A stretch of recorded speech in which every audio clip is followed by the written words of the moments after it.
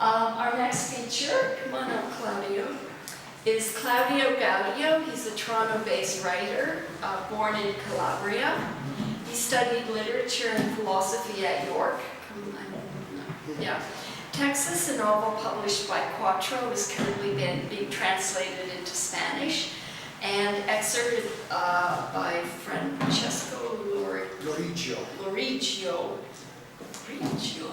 to be included in an anthology of Italian-Canadian writers to be released in Calabria by Rubbettino Editore. Rubbettino Editore. It's impressive. His work has also appeared in Exile Literary Quarterly, Rampike, Literary Magazine, and Geist. And I have to say, I read this man's first novel, Texas, and I was really blown away. It's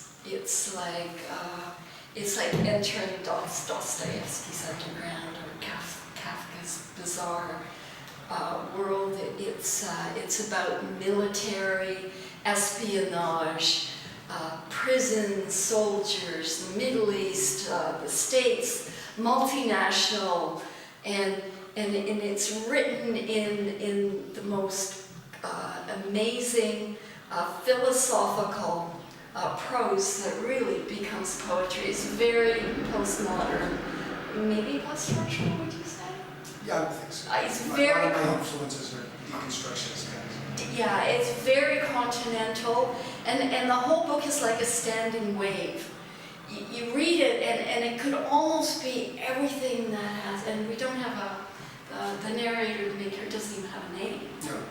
It could almost be that moment Dostoevsky was in front of the firing squad, that last, because it's like, the book is, it surfaces, it's like, I can't describe it, it's like a meditation as it's coming to an end.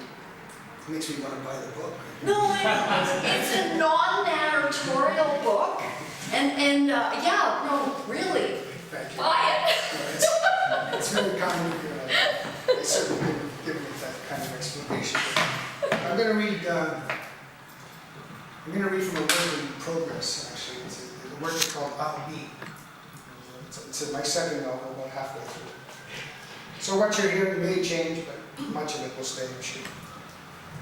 When people ask me what it's about, I tell them it's about a guy looking for a tomato. So I'll Be. I'm fond of life, but death is the mother lode. Decades ago, I washed ashore, flew where I was carried. In due course, I learned to cook. At least that's how I remember it. A muddle, essentially, but less would have sufficed. The best recipes, I heard it said, are from the continent. But that may be the hunger talking, or what's left of it. It was worse in the winter. Boundless is how I describe the march from the bed to this chair, from what I say to what ails me. I position myself, poke, prod, to receive my instructions blindly, so as not to impede my progress. The old countries are less important now, cathedrals and a few aqueducts that still carry water. Maps mostly bloated and choking on the old narrative, and before the advent of much smaller furniture. Thank God for Sweden. The camps have been outlawed. Perhaps I'll go back there when I am done failing, spend my last days in a country that keeps its appointments. Berlin, I hear, is a good place to be bitter, and so is Lithuania. The task, as I've understood it, is to state the pauses. The story will take care of itself. Where I've been doesn't matter, and I'm here now, or so goes the argument. Chorus, in my view. It's clear that my absence is gaining.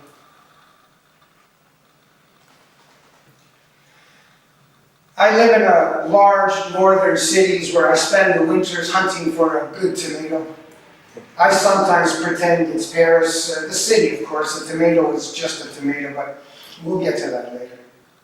I prefer living in places I've never been. It's so much easier to change the scenery.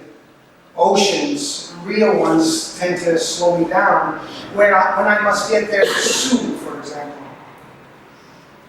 Paris was where I needed to be in my last book. Now is the problem, the initial privation, the tearing, essentially, but I'm not a philosopher. To the best of my recollection, nobody got out alive from that book. So clearly, this is a different work altogether. In any case, that city is the same, chestnut trees and cafes. I'm older now, and my gathering demise is but one of many obsessions, as are the dishes. I wash them soon after each meal and before I go shopping. It's better than taking down the mayor, for example, or shooting up a hotel full of bankers. I can distract myself with whatever is available. I'm lucky that way. The past participle or the morning shower, but not daily. When it comes to hygiene, I'm still European.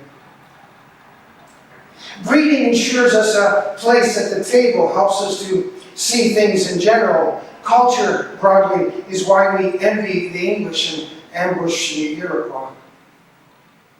But that was a long time ago, and on a subject that must for now remain unrelated. I'm out of oatmeal. Notwithstanding, this morning was like any other, and so was the murmur. The difference between it and my erection is one will still be here when I am done at the flailing. Speaking of the unattainable, of wallowing in general, Scriabin played the piano, and not literally, of course. He's been dead for more than a century, and he was crazy. God by any other name is what he was playing. There never seems to be enough room for his immensity. Scriabin's, that is, God is much more transparent. I made coffee, and a few hours later I had a bowl of cereal with blueberries and yogurt. I have no issue with yogurt. Excuse me. After the morning meal, I washed the dishes, note the consistency, purchased from various and sundry second-hand shops, vintage if you live in the gallery district. Every day I do something familiar, touch every cup and bowl, and rotating them attenuates my immobility. Nothing succeeds like the plural. Some wiser than I have called this living. They are survived by the cutlery. I was on a roll in a manner of speaking, reveling in my forgetting, and the day was finding its repetition. The half notes mostly, pranks from the pot drawer, puns in the pantry. I used them to turn statues into clay again, and talking out loud.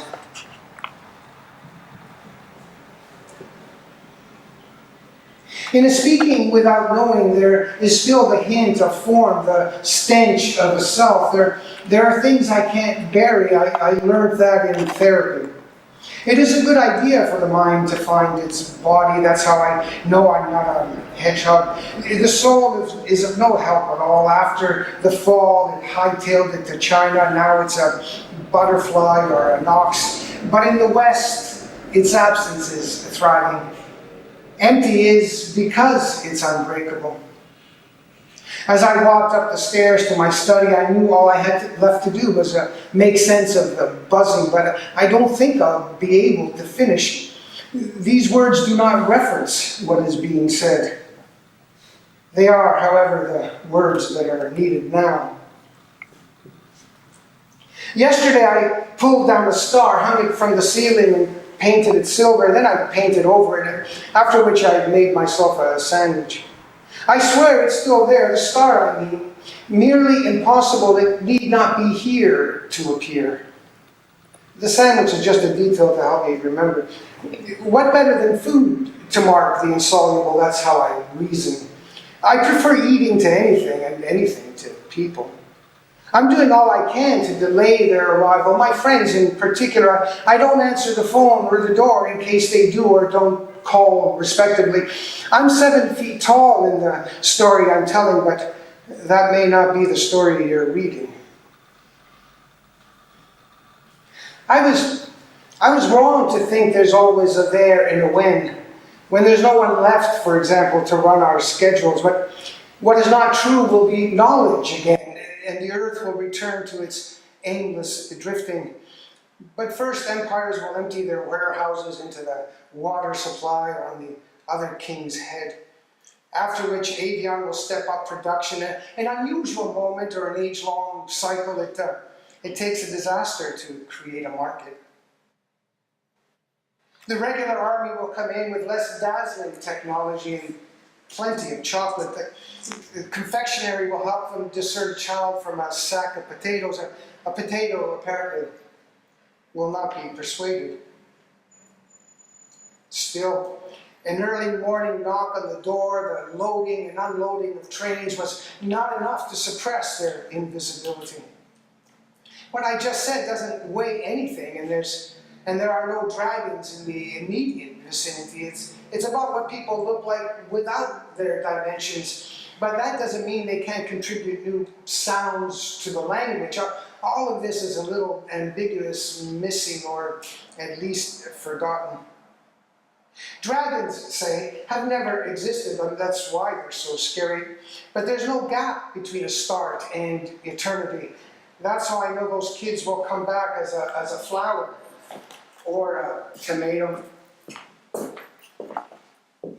From where I sit, the world begins at the sidewalk.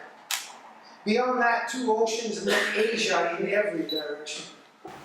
Next to my desk is a large window with 4 panes and no shutters. They are sealed units. Double-hung windows trap flies. It's where they stop to rest, and by rest I mean die. On the other side of the glass are 3 Norwegian spruce trees. All day long they are traversed by squirrels, and birds come to perch. We do not speak, or the time of our speaking is past. Conversations with squirrels, rodents essentially lack seriousness, and a bird will descend on a phrase at several meters per second. And that's just too fast for us humans. I'd like to step out with a long, sharp object. I wouldn't want to stumble on a death without redress. Between this world and the next, there's a secret, but knowing it would only put out my eyes. I live in the heart of the city, though I've been known to revise where that is exactly. An enclave adjacent to all the main hospitals, to delay the death that was mentioned previously. Chinatown, basically, because I can't read the signs. To the east is my favorite market, to the north is this town's great big university. My son attends classes there, so I'll know what books to mention or for some other reason. I am in good health, statistically speaking, halfway there, which by my calculation is here. Still, there's no reason to moan. Capitals have fallen, and some would say there's been too much killing. I can neither grasp nor confirm it. I can only configure the alibi. There are rules, after all, and timing is paramount. Well and good for the living, but the dead have stopped listening. If only there were a place in between, a few from each generation returned from the ether while we're still here to receive them. What could be so important they can't visit their grandkids? Personally, I prefer smaller eternities, the distance, say, between me and a cucumber. At the end of each day, in the palpable dark, I walk to the store. Before I make my way home, I stop for coffee, sort words or sugar granules that fall from my spoon before I hurl them to destinations unknown.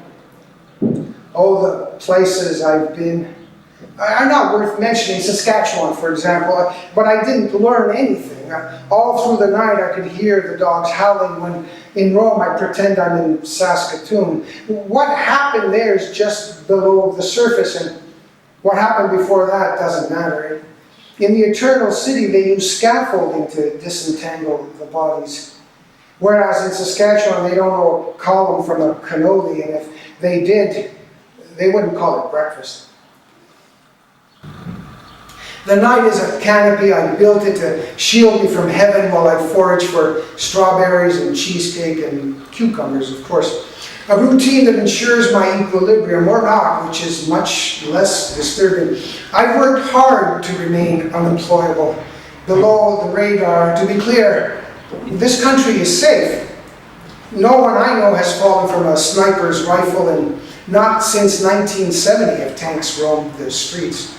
That was in French, and I don't speak the language. This city, this city in particular is where death goes to sleep.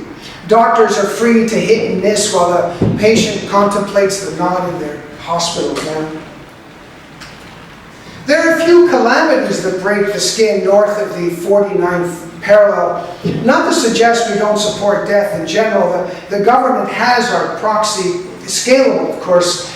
Lord knows they can deliver the numbers. But as with death everywhere, cost is a factor. All of this plus $1 will get you a coffee, so long you don't buy it at Starbucks. Given time, I'll flush out my thinking. I'm sure there's a worldview in it somewhere. Then I will temper the screaming with a nod or a question, prick the air with my index finger. I am so tired of not knowing anything. Thank you.